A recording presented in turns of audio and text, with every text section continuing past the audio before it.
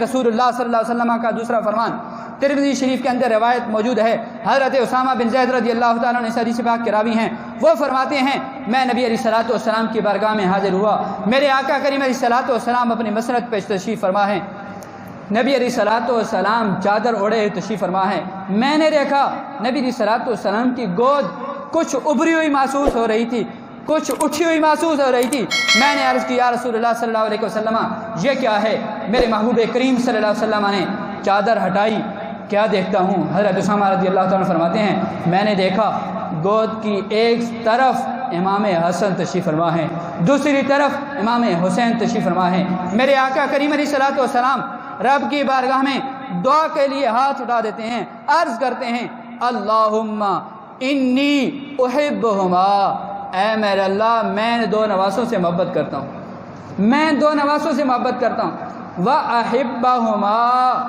اے میرے اللہ تو بھی ان سے محبت فرما، تو بھی ان سے محبت فرما، وَأَحِبَّ مَن يُحِبُّهُمَا، کتنا بڑا درجہ ہے اہل بیت اطہار کے ساتھ تعلق جوڑنے کا، اہل بیت اطہار کے ساتھ محبت کرنے کا۔ میرے آقا کریم علیہ الصلوۃ والسلام دعا کے لیے ہاتھ اٹھا رہے ہیں، آج میں دعا کے لیے اٹھاؤں ہاتھ، ہو سکتا ہے قبول نہ ہو، آپ اٹھائیں ہو سکتا ہے قبول نہ ہو،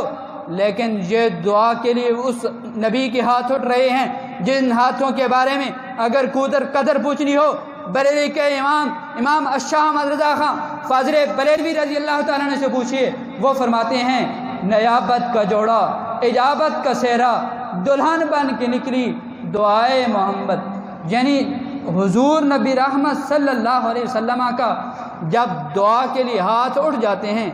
اجابت نے جھک کر گلے سے لگایا بڑی ناز سے جب دعائے محمد، یعنی اجابت نے